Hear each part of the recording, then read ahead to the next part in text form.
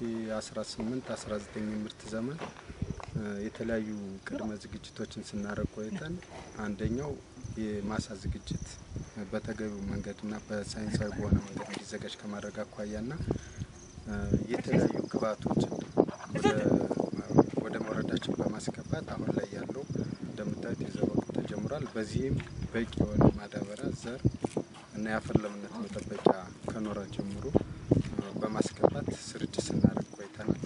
አሁን ላይ እንደምናየው የበቆሎ ዘር የመጀመሪያ ዙር ግብዓት ስርጭት ላይ በበቂ ሁኔታ ሰራጭተናል።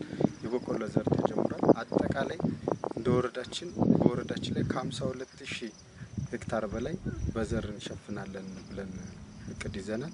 ከዚህም ውስጥ በቂ የሆነ ግብዓት ወደ 90000 አካባቢ የሚሆን 90000 የሚሆን አካባቢ ግብዓት አሰራጭተናል። የአፈር ማዳበሪያ ዘርም በበቂ ሁኔታ አርሶ አደሩ በሚፈልገው የዘር አይነት አቅርበናል። ያንንም አርሶ አደሩ በተገቢው መንገድ ገዝቶ እየተጠቀመበት ያለ መሆኑን ነው።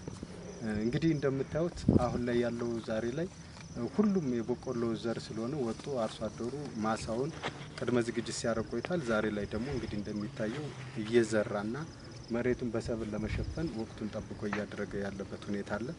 የዚህ ዘመን የምርት ዘመን ላይ ደግሞ ጥሩ ነገር ምንድነው? በቂ የሆነ ግብዓት ቀርቧል። እንደምታውቁትም አሁን እንዳለው ሁኔታ የዝናቡ ወቅትም በበቂ ሁኔታ አርሶ አደሩ በሚፈልገውና ለምርት ጭማሪ በሚሆን መንገድ ጥሩ የሆነ ዝናብ እየዘነበና ለዘር ተስማሚ የሆነ ወቅት ነው እስካሁን ድረስ ያለው። በዚህም አርሶ አደሩ ተደስቶ እንደምታዩት አሁን ላይ ያለው ሁሉም በስራው ላይ እየሰራ ያለ። ስለዚህ በዚህ አመት ላይ የተሻለ ምርት ይገኛል ብለን እንጠብቃለን። እንደ አጠቃላይ ከዚህ ከ52000 በላይ ሄክታር እንሸፍናለን ብለን እቅድ ይዘናል። በዚህ አመት ከ2.8 ሚሊዮን በላይ ኩንታል ምርት ለማግኘት አቅደን ነው እየተረባረብን ያለነው። ይህንንም የተለያዩ ምርቶች መጨመሪያ አብረን ጎን ለጎን የምንጠቀም መሆኑን የአፈር ለምነት ማሻሻያ ምርት ለሚጨምሩ ቴክኖሎጂዎችና የተለያዩ ስራዎችን እየሰራን ያለን። በዚህም የተሻለ ውጤት በዚህ አመት እናገኛለን ብለን እንጠብቃለን። እንግዲህ ለአርሶ አደሩ ይህን ምርት እቅዳችን ለማሳካት ከቅድመ ዝግጅት ጀምሮ በየቀበሌው ባለሙያው የግብርና የጣቢያ ባለሙያዎች በሙሉ በሰብል ልማት እያንዳንዱ የፓኬጅ ስልጠና፣ የግንዛቤ ፈጠራ፣ የምርት መጨመሪያ ዘዴዎችን ስልጠና ሲሰጡ ቆይተዋል። የአፈር ማሻሻያ የተለያዩ የአፈር ማሻሻያዎችን ከተፈጥሮ ማዳበሪያ ጀምሮ የተለያዩ የአፈር ማሻሻያዎችን ሲሰሩ ቆይተዋል። ኖራ የአሲዳማ አፈር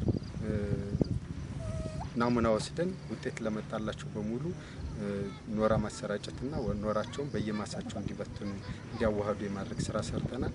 አርሶ አደሩም ቀድሞ እነዚህን ወቅቱን ጠብቆ ያው ባለው በሚሰጠው ሳይንሳዊ በሆነ ባለሙያ በሚሰጠው ምክረ ሀሳብ መሰረት እንዲዘራና ምርትና ምርታማነቱን እንዲያሳድግ የተሻለ ግንዛቤ በዚህ አመት የተሻለ ግንዛቤ ፈጥረንበታል ብለን እናስባለን።